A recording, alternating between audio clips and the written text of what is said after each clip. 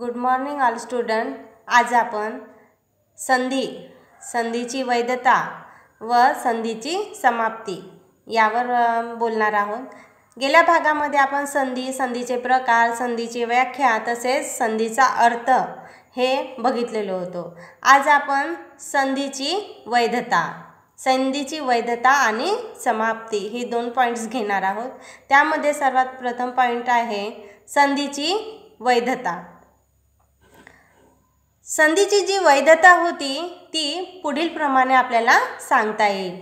कोणत्याही संधी ही आंतरराष्ट्रीय रीतिरिवाजाप्रमाणेच आपल्याला दिसून येतात. त्यामुळे आपल्याला त्या ठिकाणचे रीतिरिवाज स्पष्ट करता येतो, कारण की त्यामध्ये कोणत्याही व्यक्तींना न मारण्याचा कायदा लागू केलेला होता. त्यामुळेच तिथे संधी ही आंतरराष्ट्रीय कायद्यावरच अवलंबून असणारी एक संधी होती. त्यामुळेच ती संधी आपल्याला कोणत्याही सामाजिक न्याय किंवा नीतिमत्ता यांच्यावर अवलंबून असणे आवश्यक होते. त्यामुळे संधीच्या काही अटी सुद्धा व्यवहारात आपल्या नेहमी जात येत होत्या. त्यामुळेच आपल्याला संधी करणाऱ्या राष्ट्रांनी संधीवर स्वखुशीने आणि समजूनच आपल्याला तिथे कार्य केले जातच. कारण की कार्य करत असताना संधी ही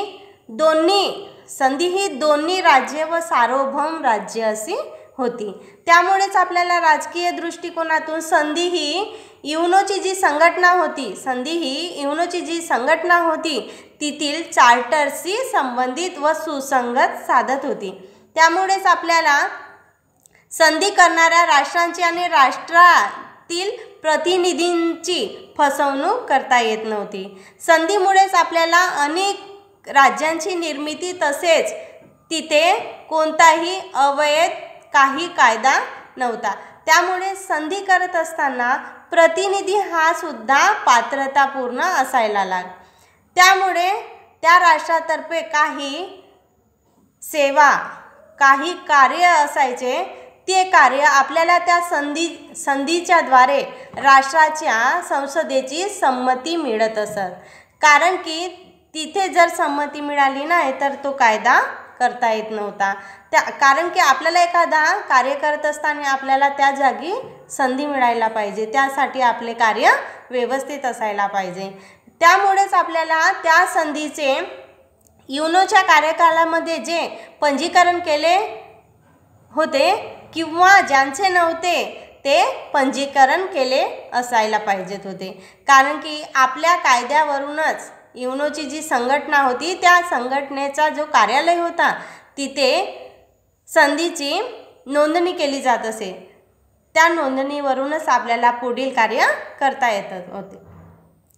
त्यानंतर त्याने म्हटले की संधीची जी समाप्ती होती ती आपल्याला युनो या संघटनेमधून सुद्धा सांगितलेली आहे की संधीची समाप्ती करणे हे आंतरराष्ट्रीय कायद्यातील फार किचकट एक भाग होता. त्यामुळेच आपल्याला राष्ट्रीय कायद्यात बदल घडवून आणता येत होतं.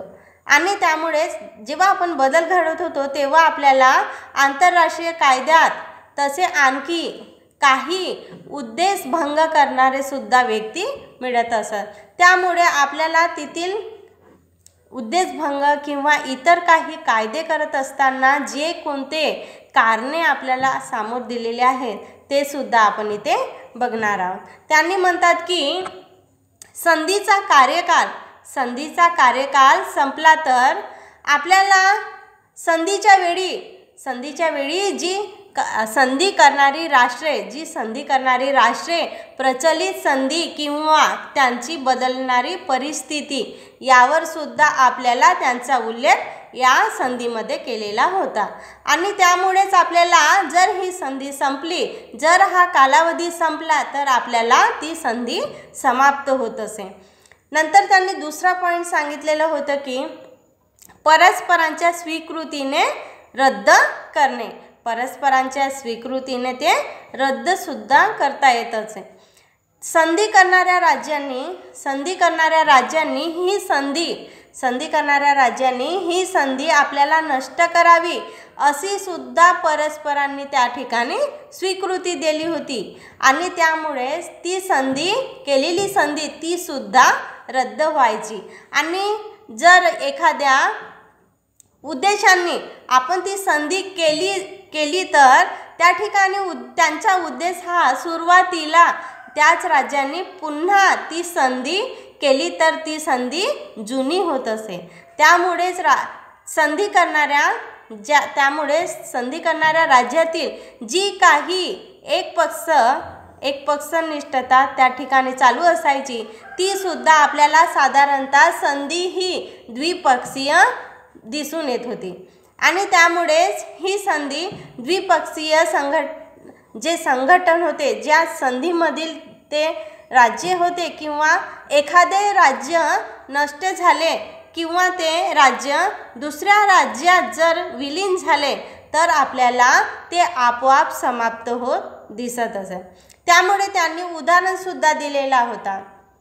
त्यांनी उदाहरणामध्ये म्हणतात की 1805 मध्ये अमेरिकेने जे संधी केलेली होती परंतु 1811 साली ती संधी द्विपोलीच्या इटाली राज्यामध्ये त्याचं विलिनीकरण झालं होतं आणि त्यामुळेच ती संधी तिथे समाप्त झालेली होती. त्यामुळेच आपल्याला संधीच्या परिस्थितीत सुद्धा परिवर्तन केलेले आढळून येत असत. त्यामुळे त्या काही संधीच्या वेळी संधीमध्ये जी समाप्तीची घोषणा करू शकतात त्यावेळी ती संधी कोणत्याही भविष्य काळामध्ये उपयोगी ठरेलच असे त्यांनी ठामपणे सांगायचे आणि त्यामुळेच आपल्याला त्या भविष्य काळामध्ये निरुपयोगी संधी सुद्धा समाप्त करता येत होतं आणि त्यामुळेच